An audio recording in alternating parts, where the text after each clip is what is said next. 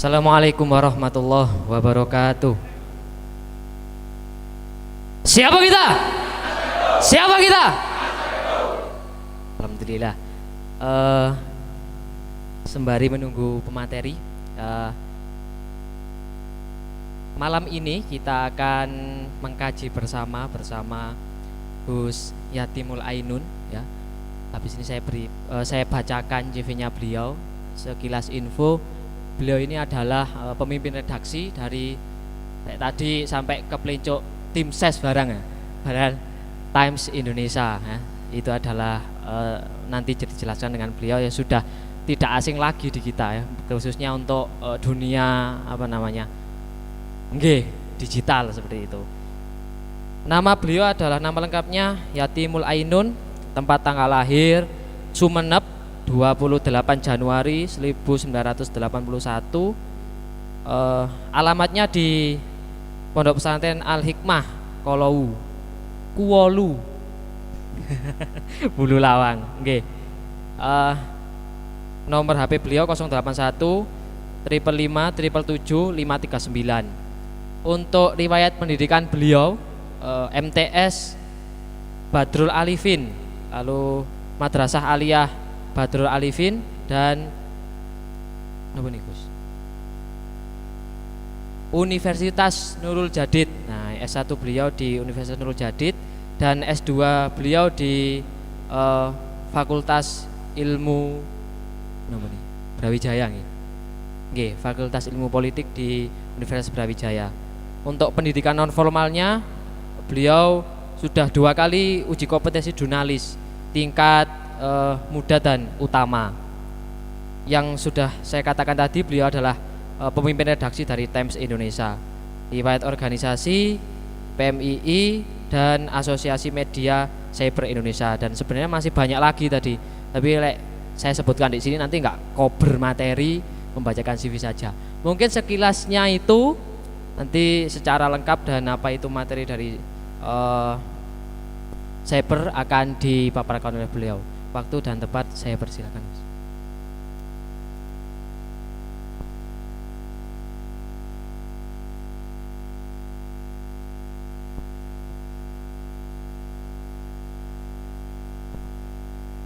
Assalamualaikum warahmatullahi wabarakatuh. Bismillahirrahmanirrahim. Alhamdulillahirabbil alamin. Wassalatu wassalamu ala asyrofil anbiya wal mursalin Sayyidina Muhammad wa ala alihi wa sahbihi ajma'in.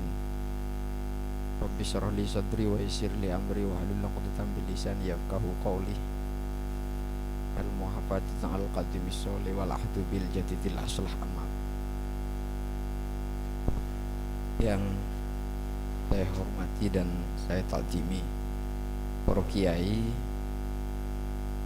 majelis wakil cabang, jajaran pengurus cabang Ansor dan PAC, Ansor, panitia yang saya banggakan karena sudah berhari-hari mempersiapkan PKD ini, para peserta yang saya cintai.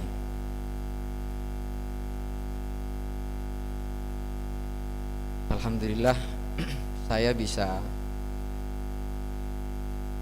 bertatap muka dengan sahabat-sahabat sekalian di acara resmi ini, bukan pengajian, acara resmi formal organisasi.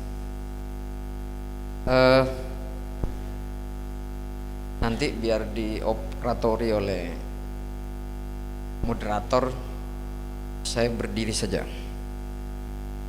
karena ini proses kaderisasi formal.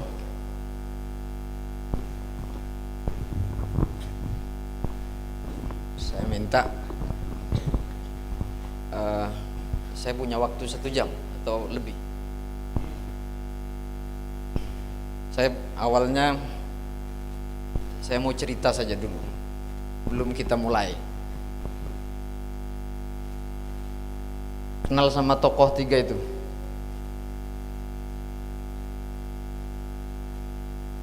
Tahu? Ada yang pernah bermimpi sama beliau? Hah? Serius? Nggak ada sama sekali? Jangan bilang nggak ada, belum. Mau nggak? Karena jangan bilang nggak ada, belum. Oke? Saya mau cerita sedikit saja. 3 tahun yang lalu, saya 3 kali ditugasi oleh pengurus cabang Nahdlatul Ulama untuk memimpin kirab Panji, kirab bendera dan Panji Nahdlatul Ulama di 33 kecamatan. Tahun yang kemarin, tahun sebelum pandemi, dan sebelumnya. Tugas yang kedua, tahun yang kedua, setelah kirab di Panji NU, bendera diserahkan oleh Rais Suriah.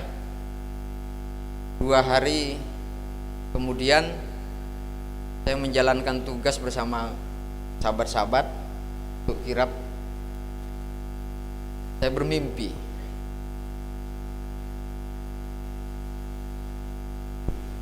bersama, diingatkan, bermimpi, dalam mimpi itu diingatkan sama muassis yang tengah. Pada saat itu saya membawa bendera Nahdlatul Ulama dan membawa Panji Nahdlatul Ulama. Dan ini selalu saya sampaikan pada para kiai. Saya diperingatkan oleh beliau, Mbah Hasim, dengan bahasa Jawa, benderamu itu jangan sampai nyentuh tanah. Saya bawa Panji dan bendera lama itu. Yang ngantuk 5 menit saja, jangan ngantuk ya. Habis itu entah saya tidak mau mengijazah ini. Lalu beliau itu memerintahkan saya untuk jika membawa bendera itu, bacalah 3 syahadat, dan yang kedua membaca Ya Jabbar Ya Qahar. Kita bareng ya. Kita berdiri.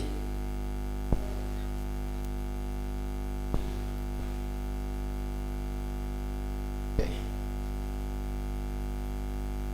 1 detik saja, serius, sebelum saya jelaskan materi.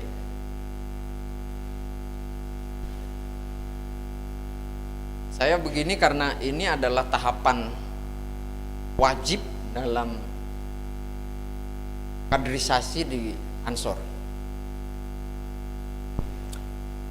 Bismillahirrahmanirrahim.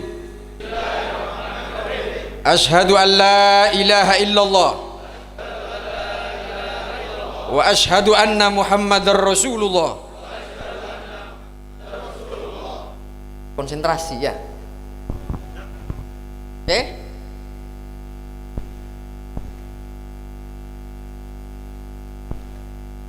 Ulang lagi 3 kali ya. Saya bersumpah demi Allah, saya diberi langsung oleh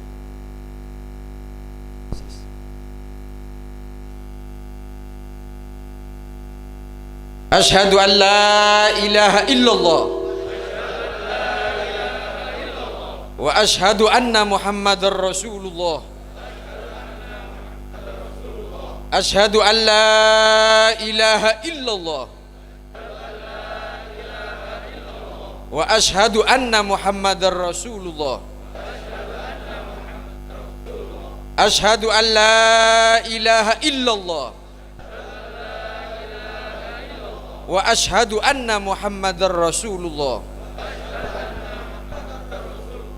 Ya Jabbar Ya Qahar Ya Jabbar Ya Qahar Ya Jabbar, Ya Qahar, Ya Jabbar, Ya Qahar.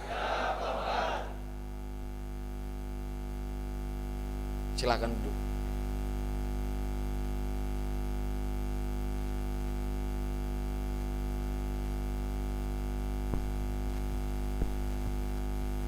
Semoga saja nanti malam Anda yang bermimpi beliau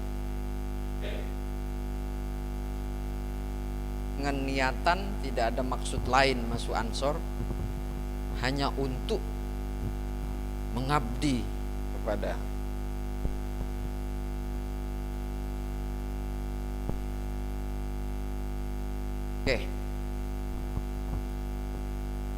saya agak panjang. Kenapa? Saya di jajaran pengurus cabang GP Ansor sudah komitmen untuk bersama-sama satu periode ini melahirkan kader yang militan berkualitas. Paham gak? Nah, tadi sudah banyak disampaikan soal alas wajah oleh Ketua Tanfidiah. Saya ingin menyampaikan gambaran panjang bahwa Nahdlatul Ulama itu adalah peradaban. Karena peradaban, maka nilai-nilai Ahlus Sunnah wal Jamaah An-Nahdiyah itu menjadi spirit bagi kita dalam segala aspek. Karena aswaja an-nahdiyah menjadi dasar daripada seluruh pergerakan yang kita lakukan. Kontekstualisasinya saat ini adalah kepentingan global. Dalam kepentingan global ada kekuatan yang tidak bisa dibendung. Apa itu digitalisasi? Hampir seluruh aspek kehidupan kita, jika tidak berkaitan dengan teknologi atau tidak berkaitan dengan digital, tunggulah kehancurannya. Yang bisnis akan bangkrut karena tidak ada yang beli. Seluruh pergulatan ekonomi dan sosial tidak akan dilihat oleh mayoriti masyarakat global jika tidak terkoneksi atau tidak terintegrasi pada proses digitalisasi. Kuncinya di situ. Lalu bagaimana Nahdlatul Ulama secara besar? Jelas orientasinya. Kenapa? Secara tafsiri Nahdlatul Ulama sudah saatnya bukan lagi sebuah organisasi, tetapi sudah menjadi peradaban. Kita masuk ke Ansor. Ansor sebagai regenerasi lanjutan untuk menjadi tokoh di Nahdlatul Ulama, maka prosesnya harus betul-betul dimatangkan sebelum menjadi pengurus Nahdlatul. Karena kita itu pintu masuk awal, maka kualitas Nahdlatul Ulama berada pada organisasi kepemudaannya. Nah, orientasi yang saat ini kita harus jalankan, bagaimana perilaku harokah kita berkaitan dengan persoalan digital. Itu yang berat. Contoh, sampaikan. Saat ini tidak nyampe 50% alumni pesantren layak dan menjadi tontonan di dunia digital atau di media sosial. Kenapa? Kok malah lebih laku atau laris ditonton oleh atau pendai, pendakwah, penjual ceramah lah, yang tidak pernah kenal pondok pesantren, tidak tahu soal nahwu sorof, tidak tahu baca kitab. Persoalannya adalah karena kita belum terliterasi, belum cerdas atau belum melek digital. Sepakat? Serangan ideologi yang paling berbahaya saat ini adalah serangan radikalisme, serangan wahabisme, serangan terorisme. Dari mana? Tidak lagi menjual atau menyebarkan selebaran atau bultin-bultin Jumat ke masjid-masjid, tetapi sudah masuk di dinding media sosial, di akun kita yang kita miliki. Anda tahu Ria Ricis? Anda tahu kakaknya Ria Ricis? Tahu.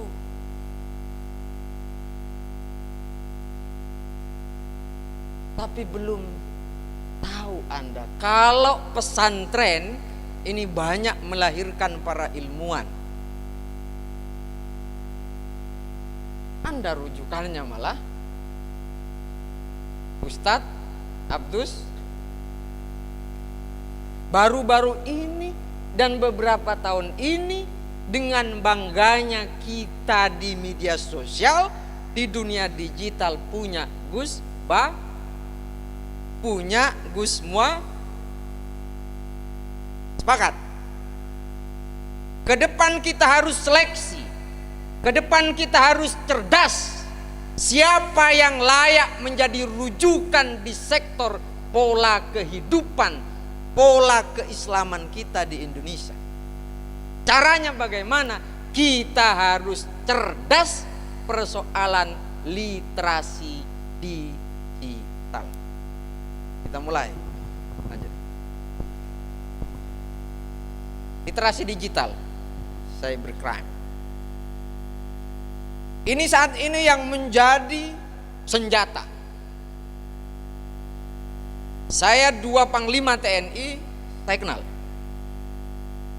Saya pernah berdiskusi langsung selama 1 jam, 2 jam. Jenderal Hadi, Jenderal Gatot Nurmantio. Diskusi sama Pak Gatot, diskusi persoalan ketahanan informasi nasional. Salah satunya adalah ketahanan informasi ideologi. Dengan Jenderal Hadi berbicara persoalan terorisme yang saat ini sudah menyerang melalui dunia digital.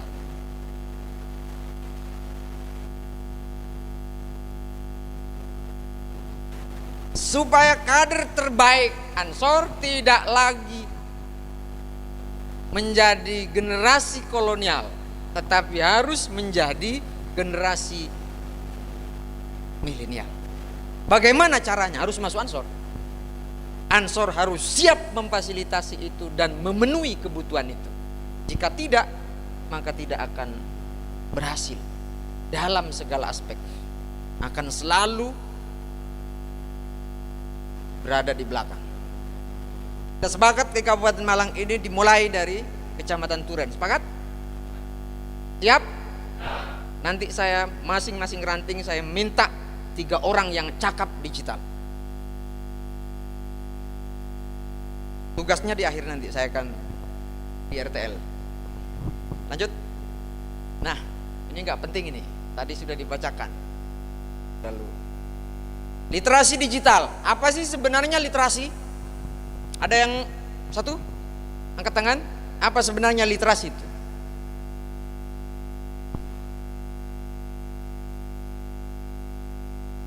Ada yang tahu? Bis materi ini wajib tahu. Lanjut. Apa itu literasi digital? Lanjut. Supaya kita tidak dibohongi terus menerus, supaya kita tidak hanya menjadi penonton. Anda tahu, nanti saya sebutin di situ. YouTuber yang penghasilannya 1 bulan di atas 5 miliar, tahu? Dari NU? Kagak ada dari NU. Kenapa? Jawabannya ada di kita masing-masing. NU hanya menjadi penonton, tidak menjadi pemain. Saat ini harus jadi pemain. Makanya kalau mau subscribe, pilih-pilih dong. Kalau mau nonton, pilih-pilih. Jangan asal ditonton. Punya Ansor sendiri, followernya sedikit, kadernya ribuan. Nah, ini ada yang trouble. Ke depan kita akan rapikan itu. Yang dimaksud dengan literasi itu adalah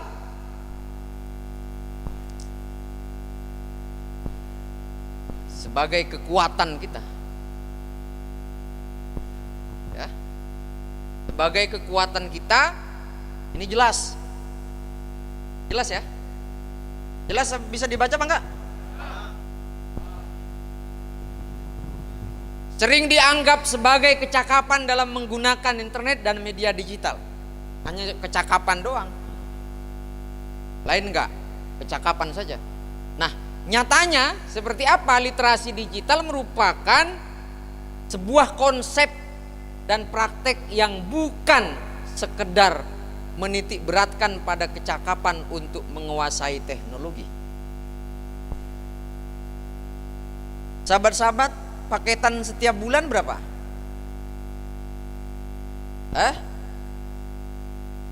25 lah paling rendah, jangan 15.000. Mesti sukanya ini cari kopi, belinya 2.000, wifi-nya gratis.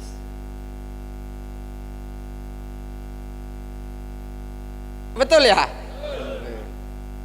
Gak bisa beli paketan 25.000 atau 15.000, kalau loadingnya lama marah-marah. Wah, ini gimana sinyalnya ini? Padahal paketannya 15.000. Itu kan sama dengan guyonan naik becak minta selamat. Nah, oke. Sehingga karena hanya anggapannya sebagai untuk menguasai teknologi, nah, seorang pengguna yang memiliki kecakapan literasi digital yang bagus tidak hanya mampu mengoperasikan alat, melainkan juga mampu bermedia digital dengan penuh tanggung jawab. Ini arahnya kepada apa? Tidak hanya membuka konten yang ada di media sosial, tetapi menelisik ini kontennya bener apa kagak? Ini kontennya berkualitas apa enggak? Ini kontennya siapa yang melahirkan? Apakah kelompok Wahabi, kelompok Syiah, atau kelompok yang anti terhadap Nahdlatul? Ditentukan itu setelah lulus PKD. Jangan lagi asal terima kita share. Kita temukan menarik, share. Nah, ini yang dikembangkan saat ini, yang diperintahkan oleh pengurus besar Nahdlatul Ulama. Kita harus cakap literasi digital. Ayo angkat tangan siapa yang punya aplikasi NU Online di HP-nya. 1, 2, 3, 4, 6, 7, 8, 10 lah. Dari 160 berapa ya pesertanya? Hanya 10 orang, Pak. Padahal jika kita download NU Online, tahlilan ada, istighosah ada, dalil apapun juga ada. dan juga menguntungkan.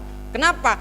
Saat ini tidak hanya saya menyumbang 10.000, saya puas menyumbang kepada Nahdlatul Ulama, tetapi klik subscribe YouTube-nya Nahdlatul Ulama, YouTube-nya Turen, YouTube-nya Ansor, itu berarti kita sudah tidak hanya duit, Pak. Nalar kita jalan. Oke, sepakat? Paham? Oke. Lanjut. Nah, ini ada beberapa jenis literasi digital yang perlu saya sampaikan. Soal apa? Soal keterampilan kognitif yang menggunakan visi untuk berpikir. Kenapa saya harus punya akun di Facebook? Kenapa saya punya akun di Twitter? Kenapa saya harus punya YouTube? Kenapa saya harus punya Instagram? Logika ini clear dulu. Clearnya seperti apa? Konten apa yang harus saya share? Konten apa yang harus saya keluarkan? Kenapa? Nanti saya minta ke panitia, nanti evaluasinya, yang belum punya akun Instagram banyak kali, Pak. Yang belum punya Facebook, mana mau nyerang apa? Yang diusir dari Malang itu, Haikal Hasan, Pak. Kalau Instagram aja gak punya, YouTube saya Facebook aja gak punya, sementara mereka itu nyerang terhadap Ansor, nyerang kepada NU melalui dunia. Nyambung kakak? Lanjut. Yang selanjutnya soal produksi literasi. Kemampuan untuk mengedit kembali materi baru yang sudah sebelumnya, yang sudah ada sebelumnya. Contoh, ratusan aplikasi ya di YouTube, di Play Store. Bagaimana cara mengedit video supaya bagus? Tinggal pilih itu di Play Store. Tidak lagi, Pak, saya ngedit video harus ke kantor dulu pakai laptop. Nah, sementara wahaboy,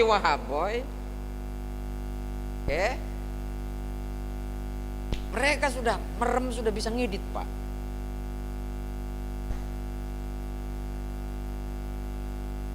Nah, salah satunya nanti 5 tahun atau 10 tahun ke depan, kitab-kitab secara fisik itu sudah jarang orang baca begitu. Kenapa? Karena sudah di aplikasi sudah banyak, yang PDF sudah banyak. Lalu bagaimana? Apakah ini ancaman?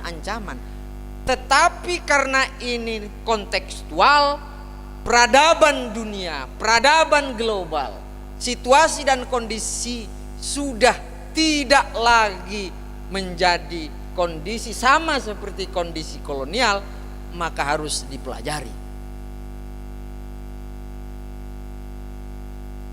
Kenapa? Jelas arahan yang selalu disampaikan oleh Kiai Haji Abdurrahman Wahid, al-muhafadatu 'alal qadimi sholeh wal ahdu bil jadidil aslah.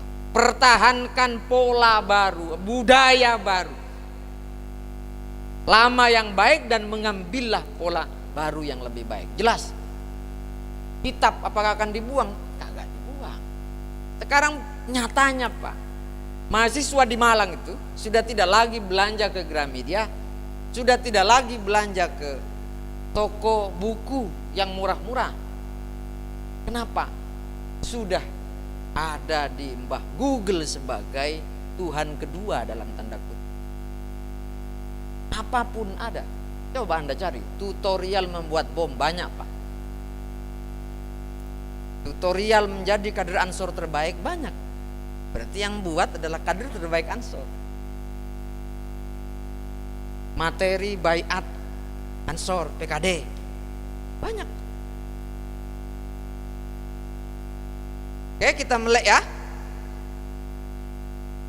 Selanjutnya, kemampuan untuk menavigasi informasi yang ditampilkan secara bebas. Saya sudah menyampaikan dimanapun bahwa di era digital saat ini, terutama kader terbaik Ansor harus punya 3 kecakapan dalam dirinya. Apa yang pertama? Pertama adalah kreativitas. Yang kedua adalah inovasi. Yang ketiga, kader Ansor ke depan harus mampu menjadi inspirator.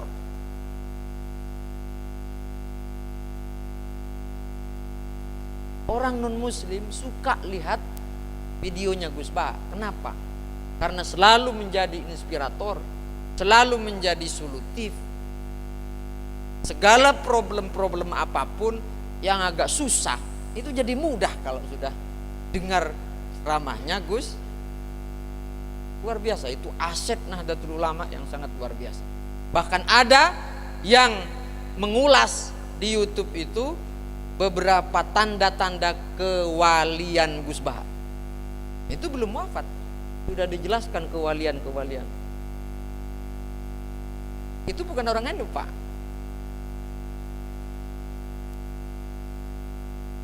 Nah, posisi kita nanti di mana? Kemampuan untuk menemukan dan memberikan penilaian terhadap informasi yang berbasis website dan efektif. Cetak sudah ampun-ampun, Pak. Tidak ada lagi yang beli koran, tidak ada lagi yang beli majalah. Saya saat menjabat sebagai ketua LTN, saya buat tabloid. Edisi perdana modal 10 juta, hasilnya 20 juta. Cetakan kedua tidak lagi, Pak. Dari hasil 20 juta menyusut jadi 10 juta. Cetak lagi yang ketiga, sahabat-sahabat, tidak hasil lagi. Kenapa? Karena tidak dijual. Majalahnya atau tabloidnya mangkir di kantor MWC, mangkir di ketua MWC, mangkir di ketua ranting. Tidak terjual. Jawabannya sederhana, tidak ada yang mau beli kalau cetak.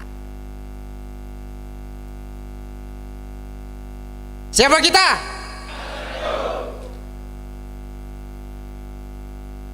Selanjutnya, kemampuan untuk menjadi sangat kritis dan analitis untuk menghindari perangkap online. Kalau mau baca di online manapun, media sosial apapun, lihat dulu ini punya siapa, orangnya apa, anti NKRI, anti Pancasila, benci terhadap NU. Lihat dulu. Yang paling marak terjadi di sahabat-sahabat Ansor, sahabat-sahabat Banser, kalau ada orang yang membenci NU, memposting masalah kebenciannya kepada NU, langsung dibalas, Pak. Dijawab langsung. Kurang ajar kamu di mana orangnya? Dengan dipancing begitu, yang untung bukan kita, Pak. Yang untung mereka. Kenapa? Karena postingannya viral di mana? Bagaimana strateginya nanti? Saya kasih tahu. Siap lahir batin di Ansor? Lanjut. Lalu apa manfaat literasi digital? Manfaatnya apa? Lanjut. Jelas. Seperti yang tadi saya sampaikan, menghemat waktu.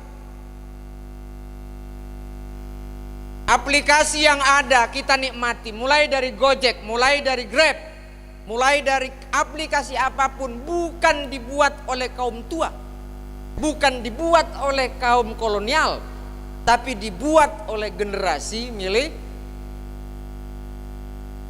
Efektif tidak? Efektif. Tinggal di atas kasur, buka Grab, buka Gojek, makanan sudah datang. Bahkan di Jakarta tidak zaman lagi beli mobil mewah. Kenapa? walaupun tidak punya mobil, sudah bisa naik mobil Alphard. Kenapa? Di Jakarta Grab dan Gojek sudah Alphard.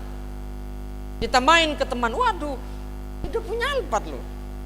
Iyalah, padahal Grab atau Gojek.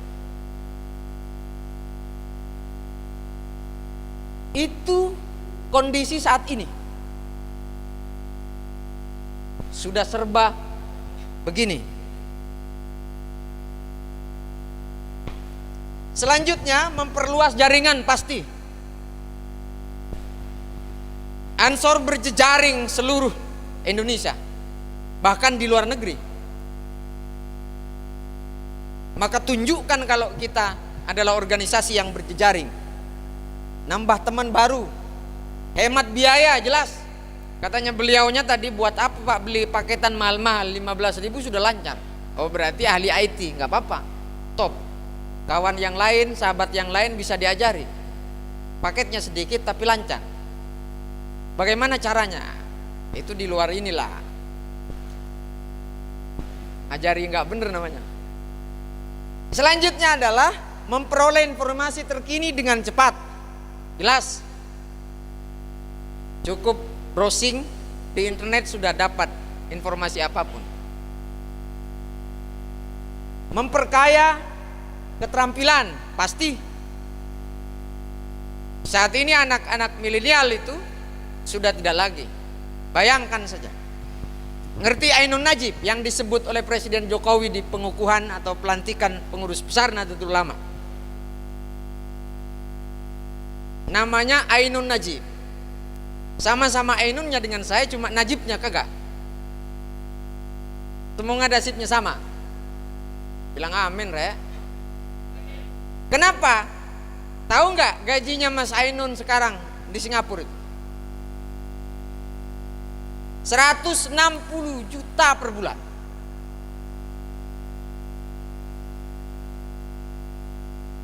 Mau pulang ke Indonesia, siapa yang mau gaji? Katanya Pak Jokowi pulanglah. Tapi jika beliau itu santri, nah dirayu oleh para ulama misalkan, insya Allah berani pulang. Tapi ya dikasih lah, walaupun gajinya 50 juta 100 juta gitu. Tapi kan bukan pada persoalan juta, bukan pada persoalan gaji. Tapi kalau beliau punya karya, karena yang punya kawal pemilu, Covid dan lain sebagainya beliau juga yang buat. Kecil itu, santri itu, orang Gresik, Mas Ainun Najib. Ramah lingkungan jelas. Kenapa? Karena hutan tidak ditebang. Saat ini hutan sudah pada ditebang semua. Kenapa? Karena kertas ini semuanya dari kayu. Maka solusi digital ini sangat efektif, ramah lingkungan, memperhemat kertas dengan menggunakan buku elektronik. Muhammadiyah, sekarang sekolah-sekolah Muhammadiyah sudah merancang bagaimana siswanya tidak lagi membawa buku ke kelas, tapi membawa iPad. Seluruh mata pelajaran sudah ada di iPad, sudah ada di tab. Kita bagaimana? Maka kalau kader-kader Ansor banyak yang menjadi programmer, membuat aplikasi, luar biasa kan? Nah ini kita mulai jaring, kita mulai tata. Lanjut, banyak kali nih. Bagaimana penerapan literasi digital? Lanjut.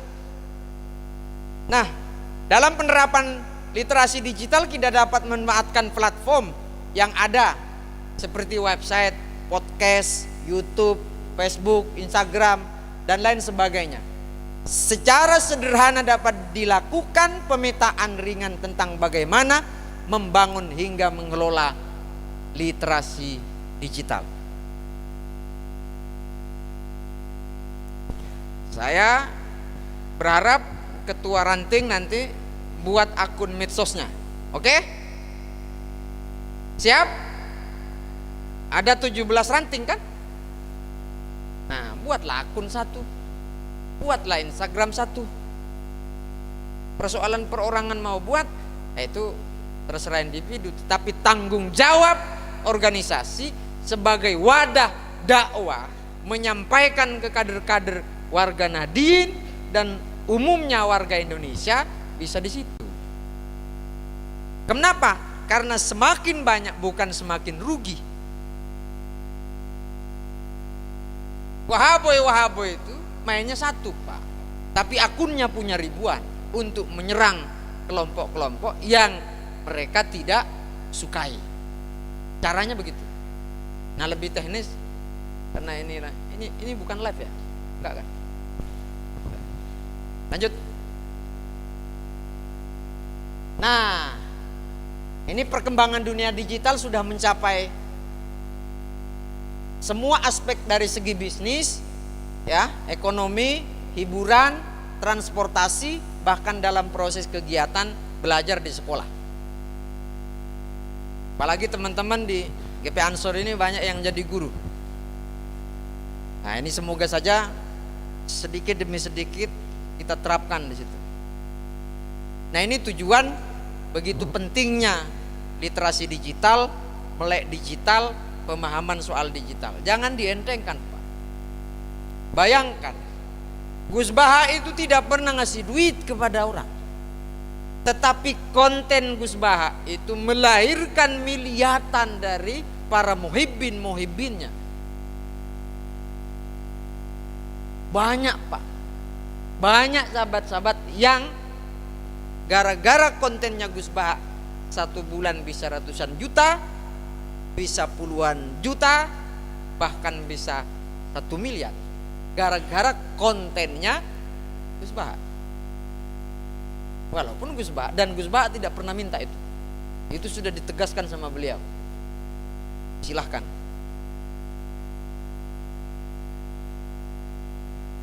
Ini kalau orang lain yang memanfaatkan,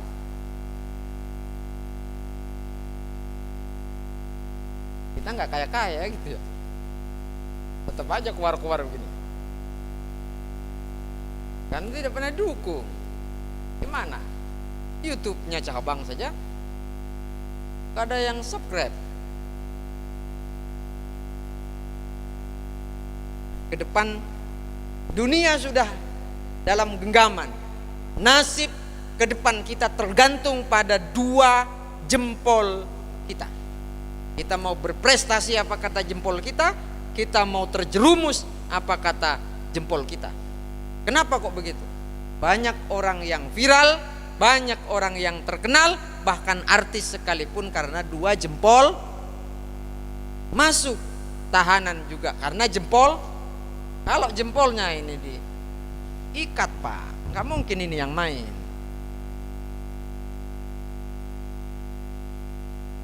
Dua jempol. Lanjut. Nah, ini populasinya. Populasi dari global masyarakat Indonesia. Nah, ini bayangkan saat ini masing-masing orang tidak hanya memegang 1 handphone, tetapi sudah 2 handphone. Bayangkan, kalau misalkan itu menjadi gerakan literasi yang sangat luar biasa, kontennya ditentukan, kontennya terarahkan, persoalan nilai-nilai yang kita agungkan, nilai-nilai yang kita bawa, nilai-nilai yang kita gerakkan akan luar biasa. Tapi kalau mau like saja gak suka, Pak, nggak nonton aja kagak, apalagi sekarang YouTube tergantung pada durasi walaupun hanya 5 orang tetapi ditonton sampai selesai, 100 orang tapi nontonnya hanya 1 detik, sama saja tidak menghasilkan duit. Nah, ini populasinya, perempuan, laki, berapa persen. Lanjut. Nah, ini yang Indonesia, ya, populasi total dari 274 ini miliar, ini adalah 57%. Nah, ini 125. Ini data yang 2001, 2002 masih belum keluar. Ini terjaring, terkoneksi internet. Walaupun di ruangan ini agak susah sinyal, kan karena paketan. Lanjut. Nah, ini di Indonesia, platform sosial media paling aktif di Indonesia pertama adalah YouTube. Ria Ricis juga kaya karena YouTube. Banyak sekali yang kaya karena YouTube. Siapa yang menonton? Pasti warga NU, Pak. Kenapa? Katanya ketum itu 200 lebih, 200 juta, 2,8 juta rakyat Indonesia warga Nahdien. Ini kan yang membuat kaya para YouTuber yang nonton itu adalah warga N. Nah, yang kedua WhatsApp. Logikanya seperti apa? Apa ini kepentingannya platform? Maka kalau kita mau mensiarkan apapun, konten apapun tentang dakwah, menginformasikan kalau Wahabisme sedang nyerang di Malang, terorisme dan lain sebagainya, melalui apa supaya efektif? Supaya terbaca. Pertama adalah soal banyak menonton karena gambar, karena video. Yang kedua baru di WhatsApp, baru di Instagram. Nah, sekarang ini trennya di kalangan anak muda yang tertinggi adalah Instagram. Nah, ini harus diperjelas dulu jejak digitalnya. Saya nyoba tadi ngetes Ansor Turen yang keluar apa? Kan bisa dicek di HP-nya masing-masing. Atau enggak ada sama sekali gitu. Maka kalau tidak pernah ada ditulis, tidak pernah ada yang menulis soal Ansor Turen, ya enggak ada, Pak. Enggak ada jejak digitalnya. Maka sudah barang tentu bahwa Lauh Mahfud dunia itu adalah Mbah. Beda dengan catatan amal perbuatan kita di dunia, nanti di akhirat itu adalah di Lauh Mahfud. Kalau sekarang jangan mikirkan Lauh Mahfud dulu. Catatan di Mbah Google bagus apa enggak? Kenapa? 10 tahun ke depan hampir seluruh perusahaan nasional dan internasional tidak lagi membuka lowongan pekerjaan, melamar membawa map ke perusahaan, tetapi perusahaan terkait akan mencari di jejak digitalnya. Saya butuh karyawan yang pinter IT, sudah keluar tuh, Pak. Namanya siapa, orangnya seperti apa, karyanya apa, itu sudah lengkap. Maka perbanyaklah ya konten-konten tentang diri kita, tentang organisasi kita, terutama konten-konten yang positif. Siapa kita? Lanjut. Nah, ini situs yang paling banyak dikunjungi. Ya, kita pahami datanya, nanti kita bahas soal ancaman-ancamannya. Kita tahu ini teroris sudah berada di mana dan sudah seperti apa, radikal dan macam-macam. Nah, ini pertama website tetap Pak Google di urutan pertama, yang kedua Detik, yang kedua YouTube. Nah, ini biasanya Detik sama YouTube ini selalu bersaing terus. Nah, baru kompas.com, terus Tribun News, Facebook. Nah, ini Tribun pernah dalam sejarah satu kali pernah mengalahkan Google.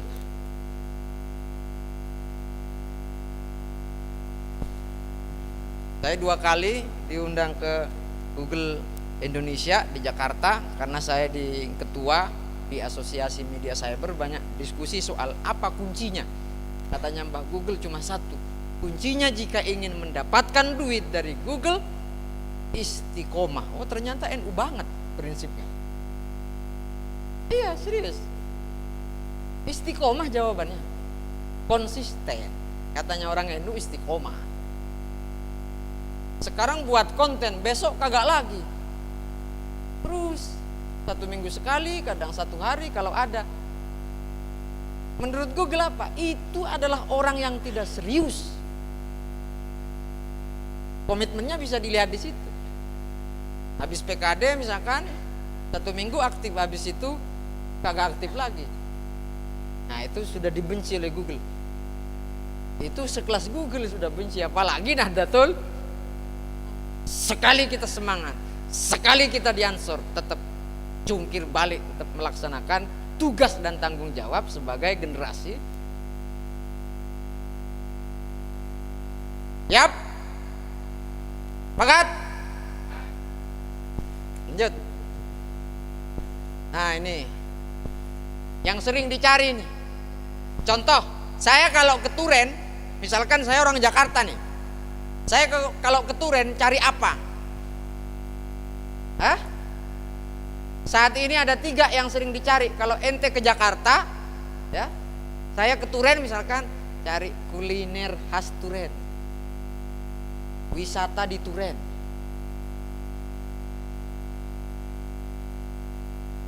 Itu yang dicari. Atau hotel di Turen. Kalau datang ke Malang lah, yang dicari ya di situ. Nah, apa? Maka soal makanan, soal wisata, soal macam-macam.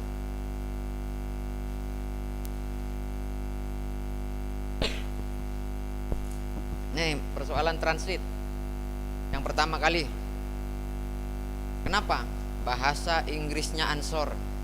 Cari, tanya ke Mbak Google. Bahasa Inggrisnya Nahdlatul Ulama, cari di Google tuh. Tertinggi pencarian di Google itu adalah soal translate. Yang kedua Google Translate, YouTube, MP3, cuaca, togel nih. Ansor kagak ada, Pak.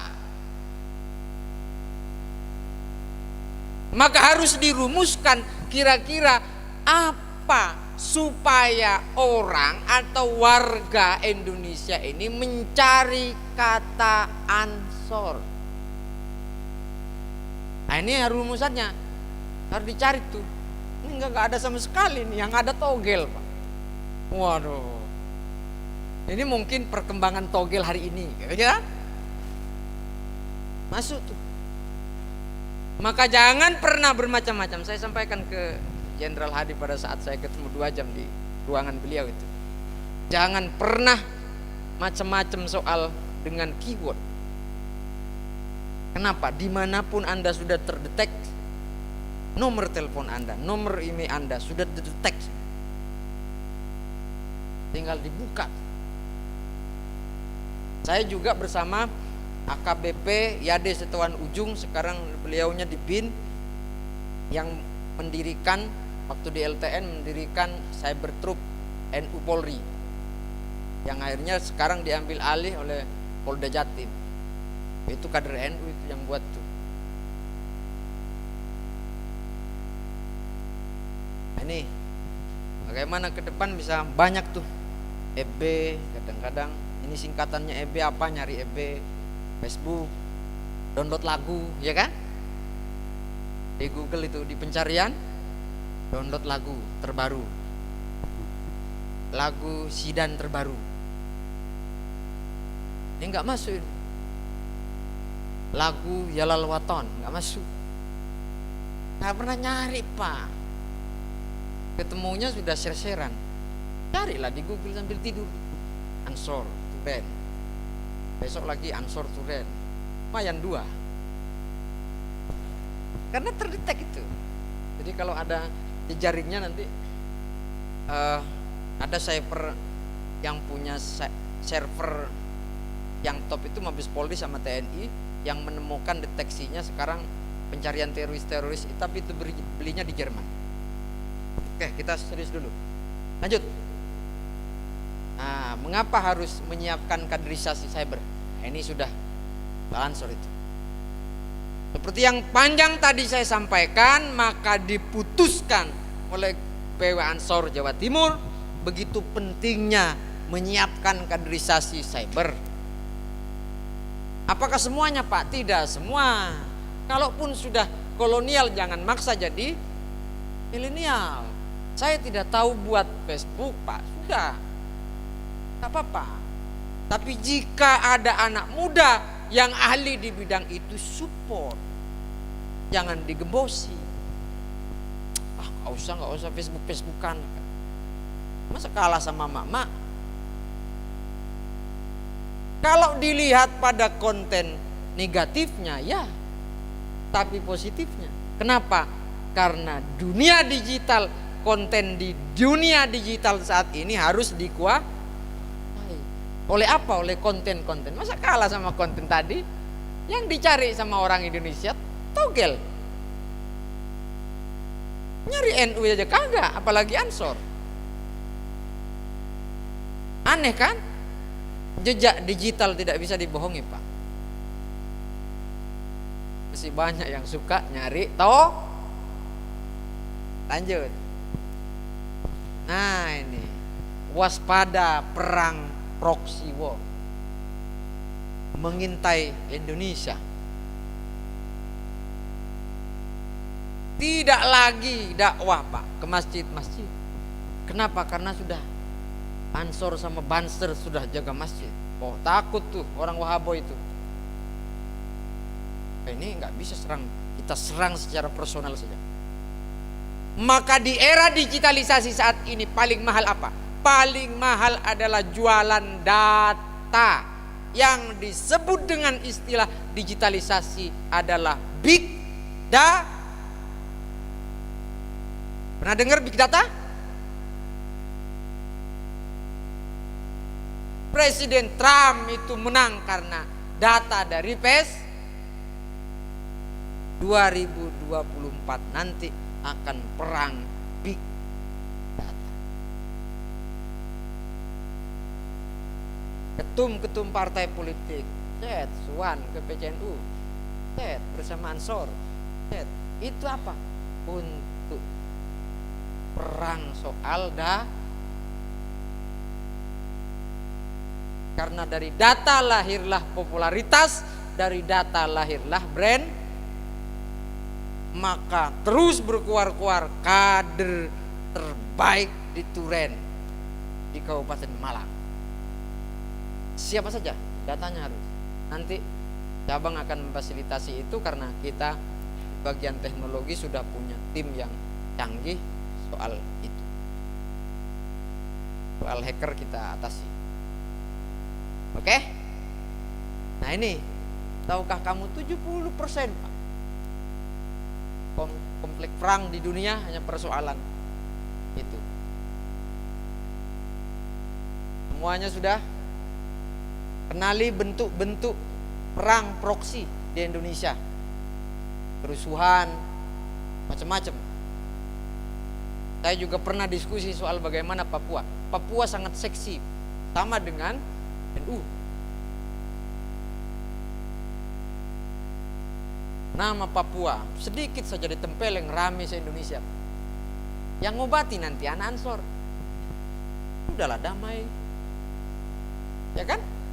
Kalau ada anak Papua disenggol sedikit, perang Pak. Yang diobati, yang mengobati adalah teman-teman. Damailah kawan. Kita satu Indonesia, satu merah putih. Bukan mereka, tetapi ada kelompok-kelompok tertentu yang mengarah soal bermain di sektor itu. Tahu kan? Bagaimana Gus Muafik keselio di sektor ceramahnya, pernah kan? Itu siapa yang bermain? Itu adalah bentuk propaganda untuk membunuh. Nah, kita tidak bisa bergerak. Kenapa? Karena kita masih belum lihai di sektor literasi digi. Berbicara Facebook masih belum punya Facebook. Berbicara Instagram belum punya akun Instagram dan lain sebagainya. Bisa. Kalau senior-senior kita Banser itu labrak, oke, siap dan labrak. Gitu. Tanya begitu masih. Yang Ansor itu harus jadi mando di sektor pemikiran. Makanya saat ini PKD itu harus melahirkan kader yang militan dan berkualitas. Lanjut. Nah, propaganda di media sosial, ancaman baru Indonesia. Indonesia menghadapi ancaman baru yang lebih dahsyat, bukan hanya tujuannya, namun pada cara dan instrumennya. Mengapa dahsyat? Karena sasarannya besar, mampu mempengaruhi pikiran manusia secara massal dalam waktu singkat dengan biaya yang murah dan sulit dilacak. Bukan hanya Indonesia, namun banyak negara menghadapi hal yang sama. Apa itu?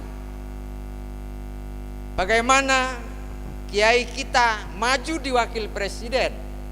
Ada istilah post-truth. Paham post-truth ya? Seakan-akan itu adalah fitnah, tapi terus dicekoki supaya itu menjadi kebenaran.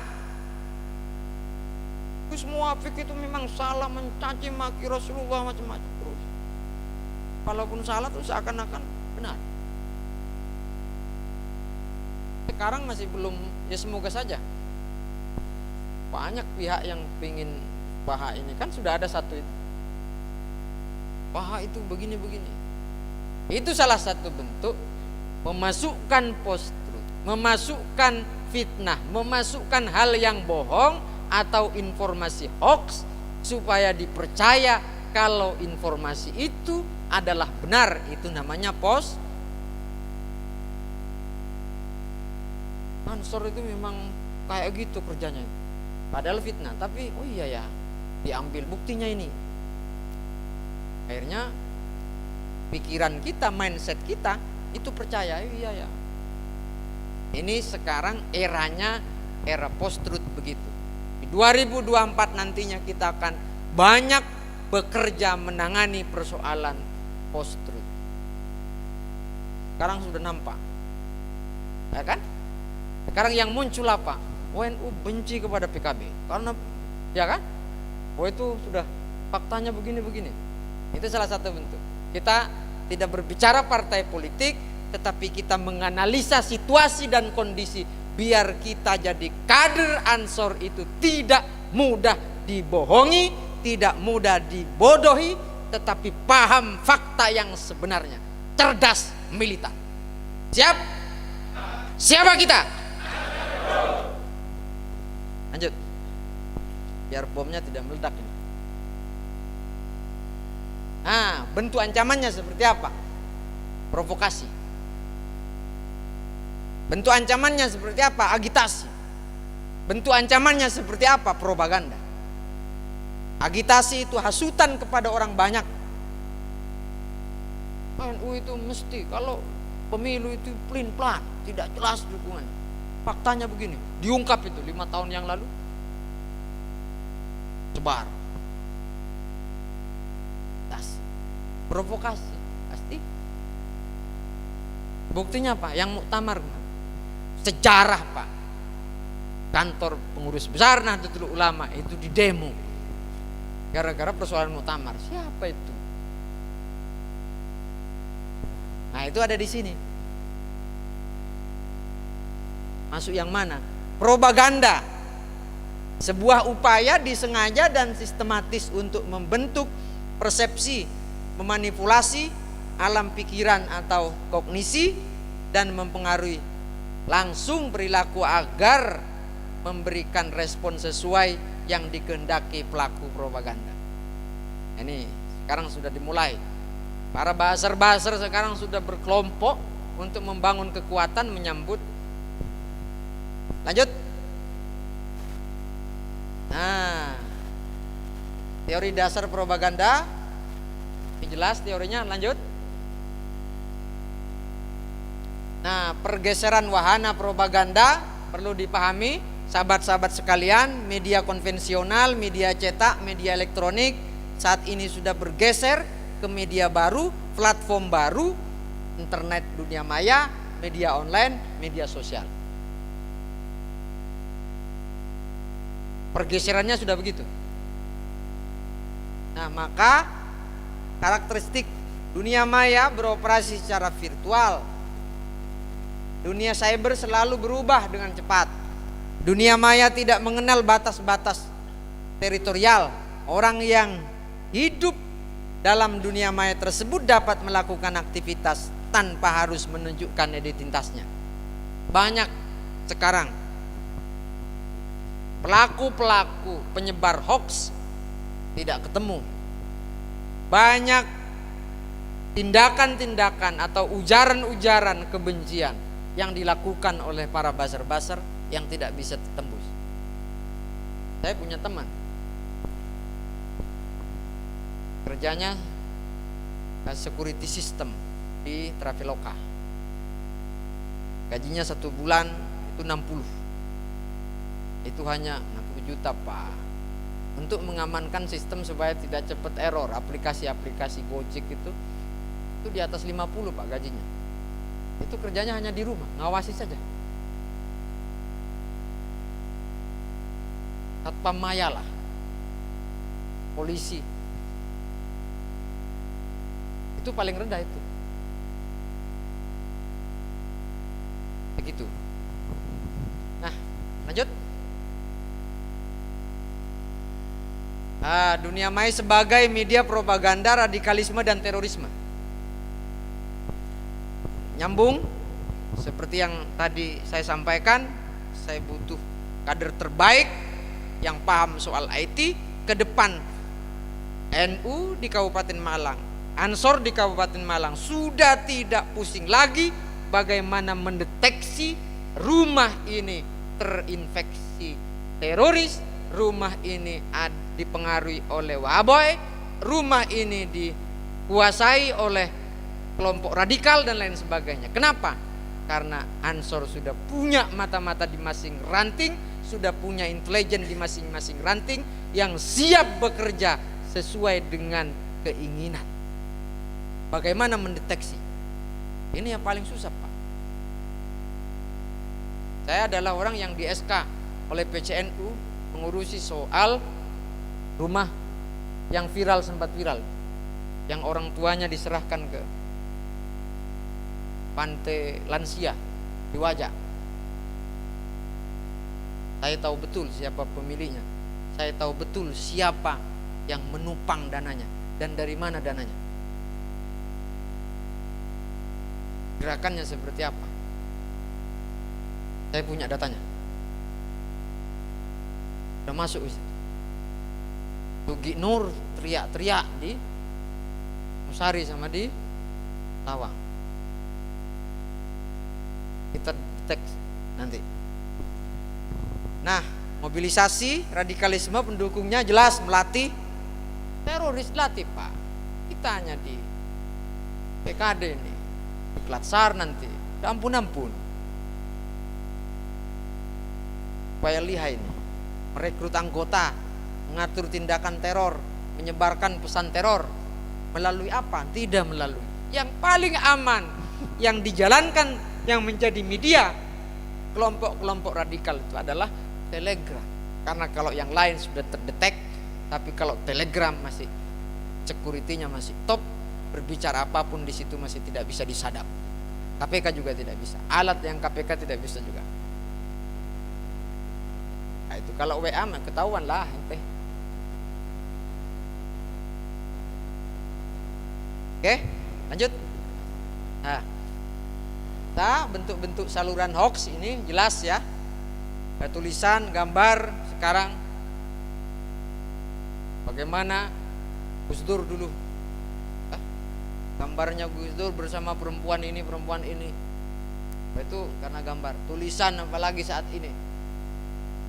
Mantan Ketum PBNU Said Agil Siraj bagaimana dikatakan sebagai kelompok Wahabi, Syiah dan macam-macam, banyak sekali. Itu gempuran itu, anehnya lagi bukan hanya orang luar tetapi orang NU ada yang beberapa mempercayai, akhirnya teriak-teriak melalui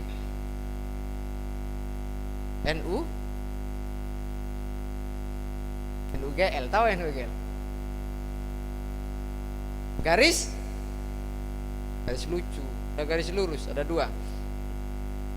Saluran penyebaran berita hoax ini radio, email, media cetak, televisi, situs, aplikasi, chatting, media sosial. Sumbernya dari sini harus kita pahami bagaimana kita men-tracking mereka itu. Kenapa? konsepnya satu. Jangan pernah kita berpikir orang lain tidak tahu. Karena kalau kita berpikir orang lain tidak tahu, kita akan mudah dikalahkan oleh orang. Berpikirlah orang lain sudah tahu. Artinya apa? Harus membedakan mana strategi, mana kampanye, mana rahasia, mana yang harus disampaikan. Lanjut. Nah, jenis-jenis hoax yang sering diterima jelas persoalan sosial politik 91%. Sara nih.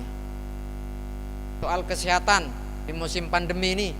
Wah, kalau minum air degan bisa menyembuhkan, menolak Covid, macam-macam. Oh, makanan dan minuman, penipuan keuangan, iptek, berita duka. Kadang-kadang ya kan berita duka itu banyak lah. Ini meninggal padahal masih ketawa-ketawa, orangnya sudah dikabarkan meninggal. Candaan, bencana alam, lalu lintas. Ini beberapa. Yang paling tinggi apa? Supaya apa? Supaya kita lebih waspada. Ini soal politik. Bukan tidak diolah. Salah satu ketua PCNU di Jawa Timur dipanggil oleh PBNU karena kampanye politik. Wah, itu sudah ada yang ngolah itu. Banyak lah kepentingan begitu. Lanjut. Nah, supaya tidak mudah terprovokasi, tidak mudah, harus terdetek dulu secara real dan nyata. Siapa kita? Siapa kita? Tangannya sudah nggak ngangkat, Pak. Udah ketahuan. Saya kita. Nah, ini udah.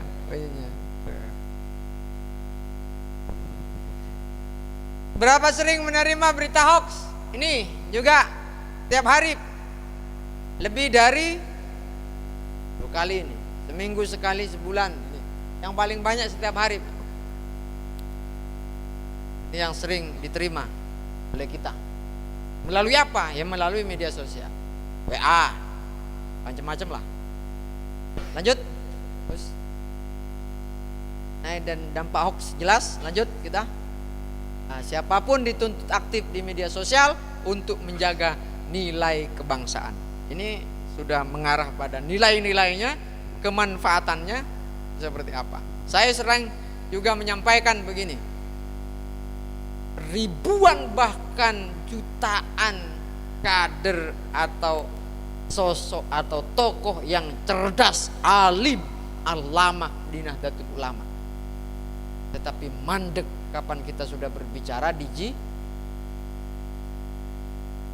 orang yang tidak kenal pesantren malah trending pertama di digital. Karena ke depan sudah, tapi sudah mulai naik. Media Islam yang populer pertama kebetulan sekarang NU Online. Ikut menjaga dan menjadi benteng Pancasila dan NKRI, ikut membangun solidaritas kebangsaan dan kebinekaan, menjadi filter dan benteng ideologi transnasionalis atau asing, ikut memperkuat komitmen kebangsaan dengan melawan kelompok radikal dan intoleran dalam komunikasi di media sosial. Yang paling berat dihadapi oleh kita adalah orang NU rasa EP. Kok takut mau bilang EP? Orang NU rasa EP. EPI sudah dibubarkan, jangan takut-takut. Orang NU rasa EP. Rasa EPI, Pak. Orang NU tapi EPI. Kenapa? Karena lerang. Lanjut. Nah, ini internet dijadikan ajang perang komunikasi politik, pasti itu. Disinformasi untuk mempengaruhi proses politik. Kalau yang salah ya samalah jenisnya, salah-salah dikit nggak apa-apa. Nah, disinformasi. Dibutuhkan cyber troop atau cyber army sebagai komponen penting dalam perang politik di internet. Strateginya memaksimalkan efek dengan kreativitas, menggalang dukungan kader, relawan hingga masyarakat luas. Contoh kecil saja, Semeru, ya, yang banyak bergaung, dikenal di dunia maya, itu adalah perjuangan Aceh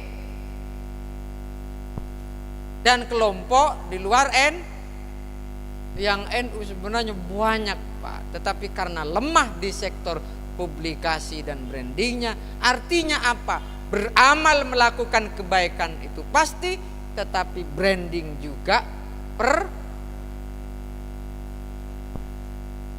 jangan entengkan itu. Siapa yang memulai dari masjid pulang Jumatan ada berkat? Hah? Serius itu NU? Tahu NU niru-niru? Akui. Tapi meniru hal yang baik itu kan juga jangan malu. Bahkan seluruh masjid NU gitu. Maka tinggal kita kunci, jangan kuasai masjid-masjid kita oleh kelompok di luar sendiri. Lanjut. Cara kerja cyber army ini, ada yang membuat berita, mengatur dan menyimpan pesan. Ada bagian yang menyebarkan pesan, termasuk menggunakan akun-akun bot atau buzzer. Ada yang bertugas menyerang akun lawan, ngebom musuh dengan tautan bervirus. Ada yang bertugas melaporkan akun lawan sebagai akun palsu agar ditutup Facebook, Twitter dan Instagram. Caranya begitu Pak.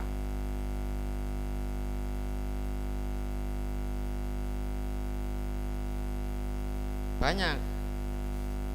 Jadi nantilah kita akan bekerja sama dengan Densus 88, BNPT untuk itu. Makanya saya butuh kader terbaik dan ini. Oke? Siap? Lanjut.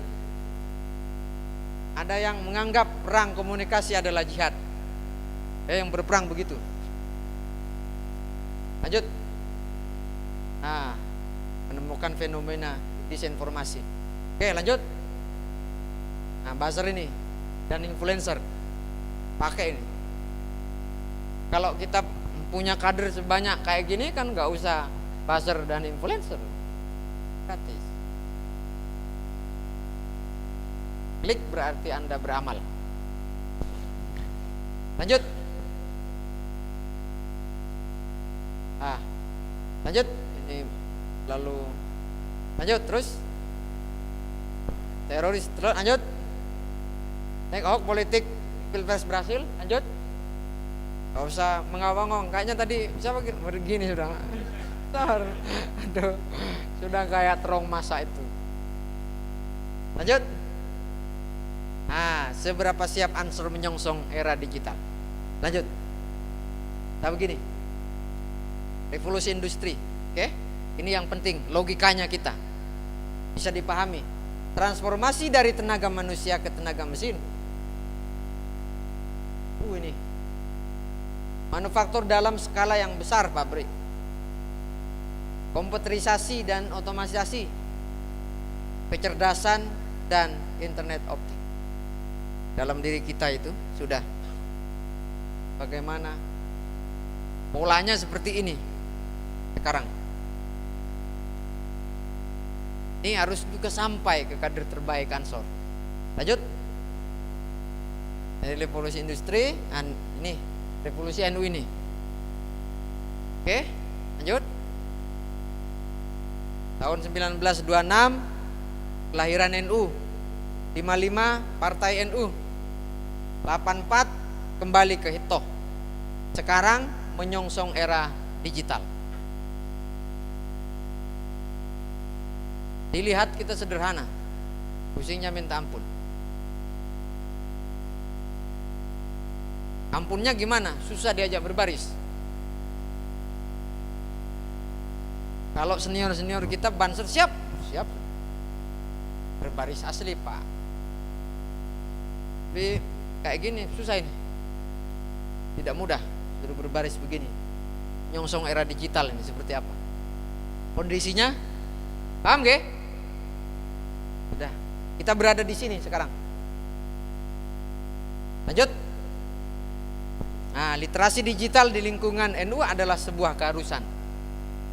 Kalau kita tidak, akan ketinggalan, akan dilibas oleh, makanya Jack Ma, katanya Kiai Haji Muhammad Jack Ma,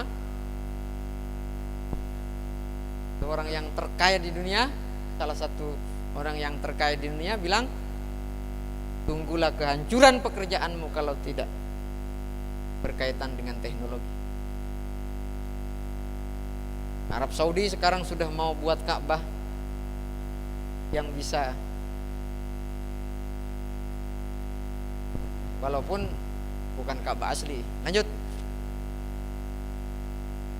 Apa yang harus Ansor lakukan dalam menghadapi era digital? Membentuk kesatuan khusus cyber, menyusun kaderisasi cyber. Soal kaderisasi Ahlus Sunnah wal Jamaah Nahdiyah itu urusan Gus Ubed. Kalau ini urusan saya. Hanya yang mudah-mudah nanti kita baris bersama saya. Oke? Kita perang bersama saya. Merubah mindset penggunaan digital yang menjadi lebih produktif, mempelajari dakwah digital supaya efektif. Dakwah digital seperti apa? Saya yakin kader-kader Ansor itu pasti punya kemampuan yang berbeda-beda. Jangan pernah malu mengungkapkan dan mengembangkan kemampuan. Mampu di sektor suara bagus, jadilah tukang kori, jadilah baca salawat, jadilah penyanyi. Tahu di sektor soal ini, lanjutkan. Nah, itu yang penting, harus dieksplorasi dengan baik. Bagaimana caranya? Itu yang harus dipelajari. Lanjut. Nah, kader cyber Ansor. Terus, nah, karakteristik yang harus dimiliki tim cyber ini mempunyai jiwa intelijen. Harus. Namanya intelijen kan tidak usah keluar-keluar, Pak.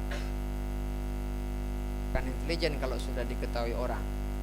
Mempunyai jiwa pendokumentasi lengkap. Minimal dibuat status lah, saya lagi ikut PKD,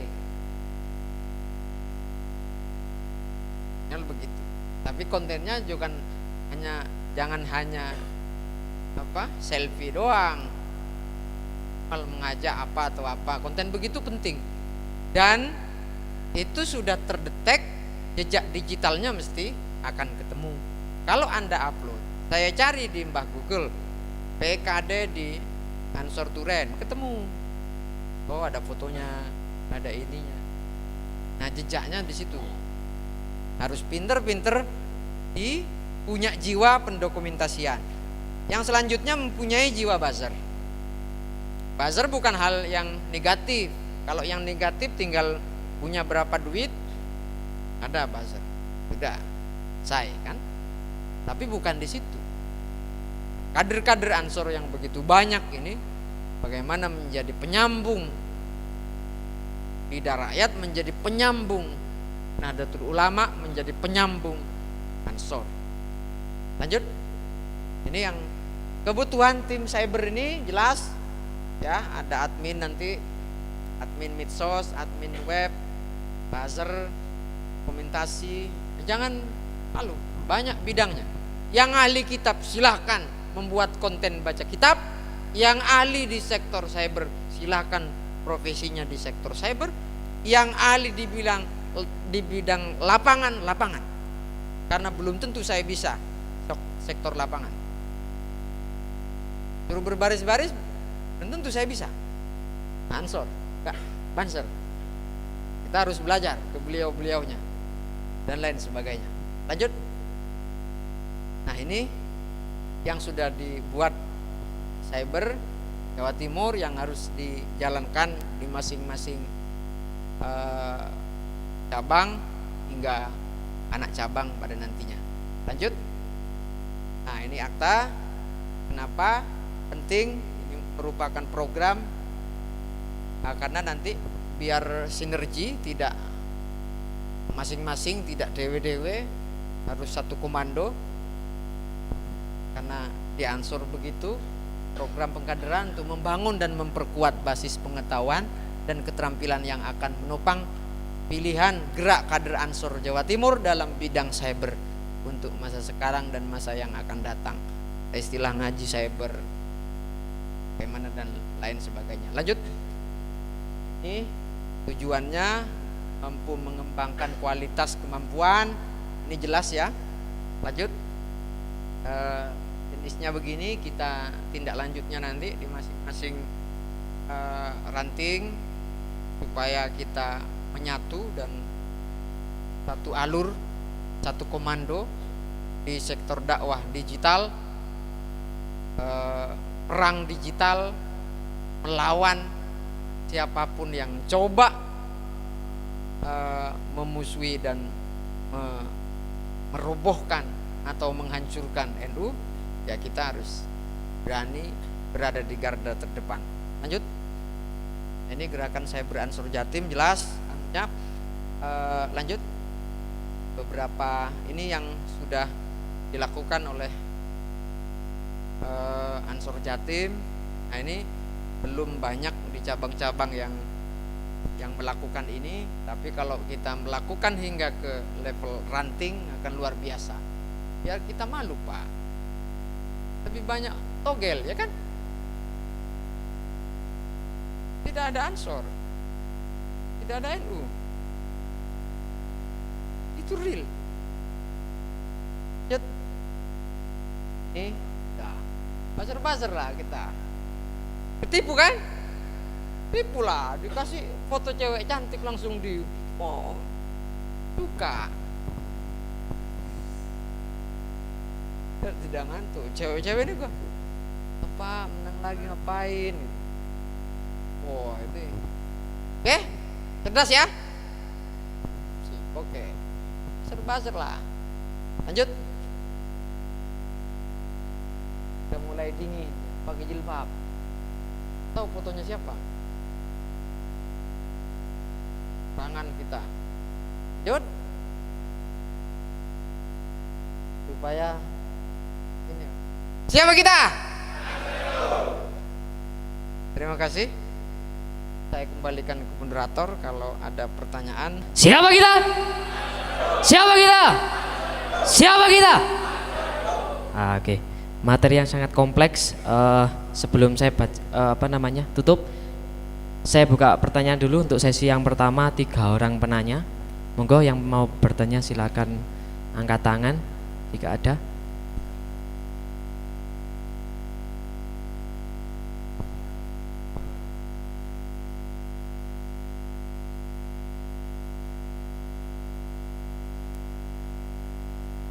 Monggo, dipersilahkan kalau ada yang ingin bertanya atau mengungkapkan pendapat juga boleh. Udah, nonton.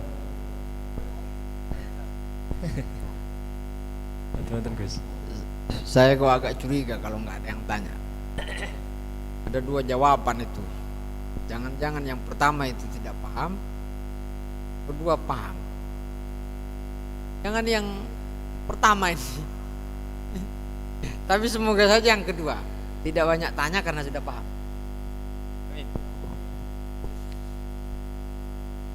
Baik, karena tidak ada yang bertanya, akan saya akhiri dengan pembacaan garis besar penyampaian materi yang telah disampaikan. Grand design dari gerakan pemadaan Ansor, yakni digitalisasi, berupa nanti masing-masing pimpinan begitu harus ada minimal 3 kader Ansor gitu sih. Masing-masing pimpinan yang nanti akan distribusikan untuk cyber ini. Dan nanti masing-masing dari orang itu diharapkan memiliki akun media sosial yang sedang tren ini, Instagram ataupun Facebook. Dan satu ranting membuat akun Instagram dari masing-masing pimpinan. Mungkin itu saja yang bisa saya simpulkan malam hari ini. Ada kurang lebihnya mohon maaf. Allahul muwaffiq ila aqwamit thoriq. Assalamualaikum warahmatullahi wabarakatuh. Cep, oke, sahabat-sahabat, ngantuk. Oke, semuanya duduk, siap, gerak. tirukan saya ya. Heya heya heya. Heya heya heya ho. Heya heya heya. Heya heya heya ho. Siapa kita? Tirukan saya. Tirukan saya. Siapa kita? Ansor NU, NKRI, harga mati. Heya heya heya. Heya heya heya.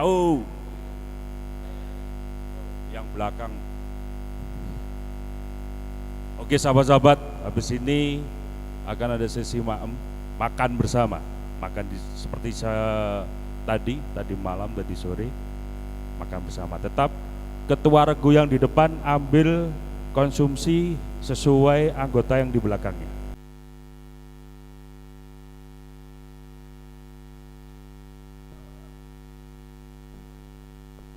Pak Sarip.